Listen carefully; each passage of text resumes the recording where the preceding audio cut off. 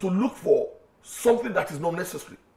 We can be able to collect the voting system ourselves. We have seen what happened in the United States when Trump wanted to become this president. There are so many times they can be able to be counting votes manually. Despite the fact that they have superior technology, they have been voting early. The voting system is being done in a very simple way. So the sabotage when it's come to our 2027 election system, I think is a whole cry. We are going to sit down together and be able to modify and contribute how we can be able to vote. Now, it shouldn't be any problem. Away from the electoral issue, we have seen presidents who have taken the radical approach to security. And we have also seen President Bola Ahmed Tinubu with his what you call diplomacy-led security approach, where he is more of a diplomatic person when it comes to security, even including his body language. So how would you rate that as against some who would take the radical approach? Radical approach always leads to tyranny. And with the system we are running, the democratic system we are running, we are not running a meritocracy. I think a lot of people have to be called on board. Even the Tambua, the most the one of the political enemy of president is Tambua. I think he supported him in the approach he has against all these terrorists. Now it should be collective effort. It shouldn't be political. So if you have to do it in a hard way, it's going to affect the North. And the North might be saying that he just like to be killing people for no reason. We have seen a situation that our military has dumped some bombs in some villages that it has affected a lot of civilians, which is wrong. We must be able to be precise in any target we are making. It is better to let 1,000 criminals to go rather than to be living to be killing one or two innocent civilians. I think he is doing the right thing, because if it goes that way, we are talking about human rights as well. The world are watching. The world might be saying that he has been abusing human rights. So we are. I think the president is taking the right step and the right way. All right, for a mother in the rural community to a farmer who has not been able to go back to his farm, how does this, or when will these signatures in Ankara translate to a good sound sleep in our communities? I think we are too rushing things. I think it is one step at a time. For the agreement that has been signed right now, we have seen how they are changing all these, the signed agreement among themselves. We should be seeing in some few weeks or few days, we should be seeing differences. But mind you, when you are talking about the same and secure system, it is not going to be tabled and be debated in all here. It is always going to be secret. I think they have started, and we are going to see results. So will this arrangement with Turkey and some other countries that are still yet to come start the current relationship and the bilateral agreement between Nigeria and the United States? I don't know, you cannot severe that. What the United States of America needs is a result. And as long as we can be producing that result, when some a precise area was, stormed in Sokoto, the world are happy, everybody was happy. And we are seeing that the so-called bandits and all these criminals, they were disorganized. That is why they have to be fighting back. By the time they fight back, blindly, they still go to the ditch, whether we like it or not. We have seen their activity has been reduced for some time right now. And the military are really enjoying their time because they've captured that. We have seen that in media circle so many times. How our gallant military have been fighting all these criminals, and they have been getting rid of them. With all the assistance the United States of America are giving to us, it is going to be added to it. So I think nothing is going to be missed. Thank you, Honorable Omala Jolaye, for joining us on the show this morning. Thank you for having me. It has been a wonderful session with you. Same with you. Power is often measured by strength of one's allies. And as we have discussed today with Honorable Omala Jolaye, Nigeria's protection is increasingly tied to the partnerships we forge today, whether through the acquisition of advanced drone technology or the harmonization of regional intelligence. The message from the presidency is clear. Diplomacy is the new front line of defense. I want to thank my guest again for his invaluable insight into how these global maneuvers are reshaping our local reality. This is the big story for today. But the conversation doesn't end here. Join us again every time for this particular one. Up next is Trend Watch, bringing you the news that matter, the analysis you trust, and the stories that define our world. Samson Balogun is my name. From all of us here, stay tuned. Up next is Trend Watch. We'll be back.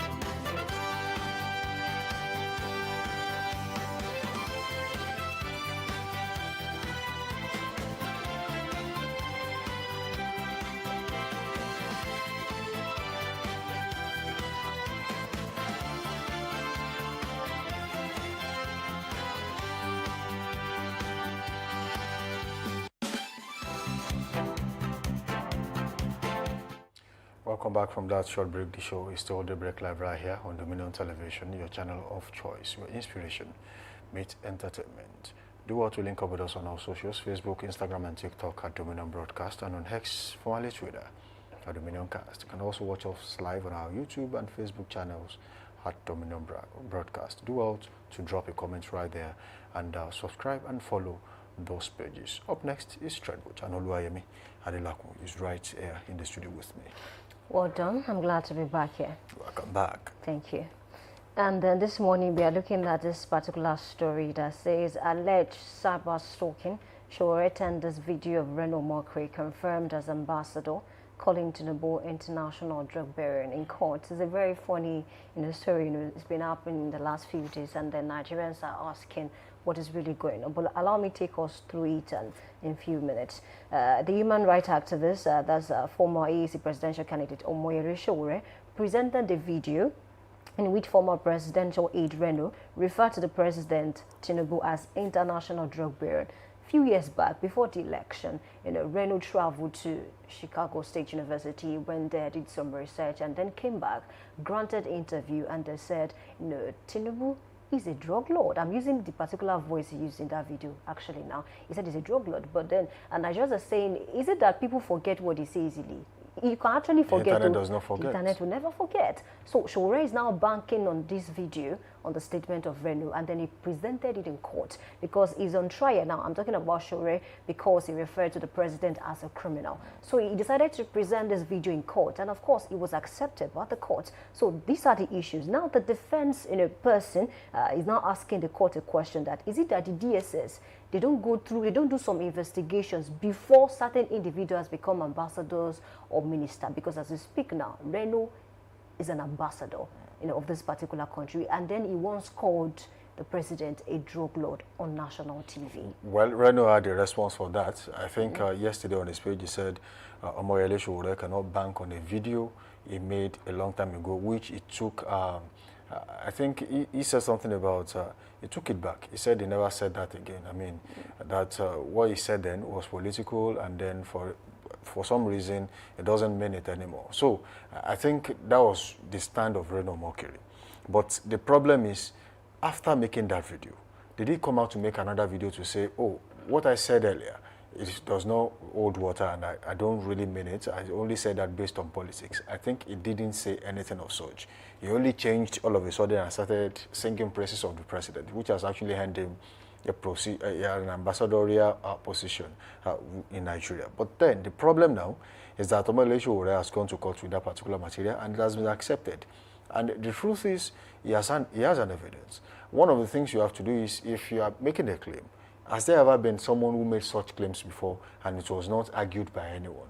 That's a very big question. The only thing is that they will now investigate. Was that particular claim by Reno Mokiri investigated, or maybe it was debunked, or maybe someone came out to say, look, that particular statement does not hold water. Oh, probably there was a counterclaim. But I don't think there was one at that time. They just left him to be doing his thing. And the only thing I'm surprised at is that how Reno Mokiri changed from being anti-Tinubu. And he's not the first person to do that. To be pro-Tinubu. I mean, his own was, he took it personal. Yeah. He spent his money. He traveled to Chicago. And then after making some discoveries, and then came back to say, oh, look, this social person is this. And all of a sudden, after making so much claims, I mean, if you check his page, probably he's deleting some of them now, because he made so many posts about the president. People have screenshots, and then there are videos. There are videos. You cannot possibly delete all the videos because someone copied yours and posted on their pages. The moment you delete yours, someone is still keeping the original copy somewhere. Honestly. So I think probably people forget that, look, whatever it is you say now, yes, you might think, oh, who's listening, who's watching, but some people are watching. They are keeping the receipt for you. And that's exactly what you know.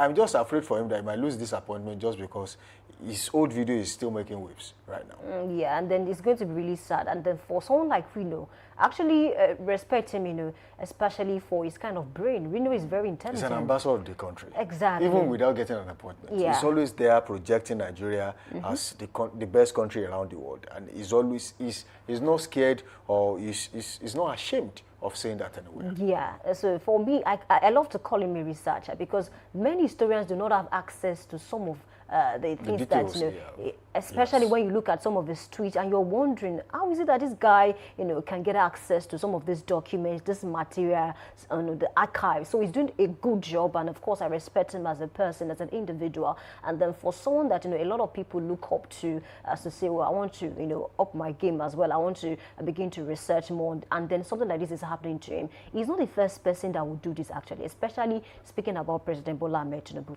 Look at Daniel Bola. He said a lot.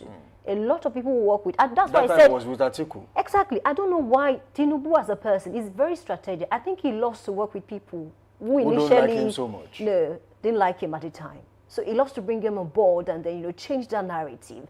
So he's not the first person. We also have Daniel Bola and then the other person. So I think it will serve as a good example. I mean, to politicians out there, people are even there. Femi Fani-Kayode was not always on the same page with the president. Exactly. And look at him now. He's now an ambassador for Nigeria now. So these are the issues. But then looking at who Sowore is, he's not going to back down this matter. They are going to slug it out, especially now that the case is in court. And then, luckily for Sowore, the court admitted that evidence. They admitted the video as evidence. So it's an issue. I just want to believe that, I don't know, just like you said, he might lose his appointment, but then this is Nigeria. anything can still happen. It might still scale through this. I don't know. It depends on the judges to interpret the law the right way and then ensure that, this case is solved properly. Can we take a look at a few comments before we say what we comments. So, Dag is saying, you don't know law. Now let's be serious. You seriously don't know the law. Admitted the evidence doesn't give you the right to say the things you said about the president. The president reserves the right to decide on what case to prosecute or not. That Reno said it. That comment was not concluded. Otunba Khashoggi saying, what has that got to do with allegations against him? Showore is a camp. You might want to take the last comment. All right, Showore's courtroom play is what we call a tiki-taka. Reno Mokri openly branded Tinubu an international drug baron and known drug lord with facts to back it up. Yet Tinubu himself cleared him through DSS vetting, Senate screening, and made him a confirmed ambassador. Honestly, I don't agree with that first person, that first comment. He's saying because Reno called him a drug baron, it doesn't count for him. No, it does count for something. That's a huge statement. You can't just say someone is a drug lord and then you turn around one day to say is the next thing to. It doesn't nullify what Showore did.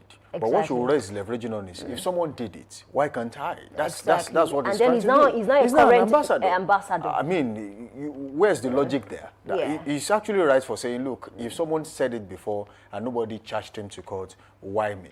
So the law has to be balanced. Yeah, definitely. So if you are going to prosecute me, then you have to prosecute this person. Yeah. So he has a ground, and he knows exactly what he's doing. He knows that eventually this might end up being a case that people probably will be swept under the carpet in the long run. He knows exactly what he's doing. He has escaped too many of this particular issue a lot of times. So he already knows what he's doing. Let's just leave it at that and then see what will happen eventually. But people have reasons to have opinions, right? People might think Showore is clowning around by doing some things he's doing. But hey, you can't remain relevant in a country like Nigeria without doing some things people will think, what exactly is this person doing? Yeah. But it has to be within the confines of what the law can tolerate. And you have to be diplomatic. Absolutely. Whatever it is, you cannot defend 10, 15 years from now. Don't say it. Don't even do it. Speak to facts. Because I tell people, the easiest thing to do is to criticize government. But at the end of the day, you want to keep your emotions in check. Because it's better to speak to facts and then base it on those facts rather than just saying whatever it is that you want to say as a person. All right. Yeah. I think that will be all on this show today. We say thank you for joining us on this show. Do well to link up with us on all socials: Facebook, Instagram, TikTok at Dominion Broadcast, and on X, formerly Twitter at Dominion Cast. Drop your comment on all our social media handles. Like, follow, subscribe, and of course, you always miss us there. Let's meet again tomorrow on Daybreak Live Extra, the Friday edition. Well, we'll call it the OMB edition, and that's exactly what it will be looking like tomorrow. As you keep being good out there, keep being safe. Samson Balogun is my name. Bye for now. All right, thank you for being a part of the show. Join us tomorrow. My name is Oluwayemi Adelako, and please be ready for tomorrow. Bye for now.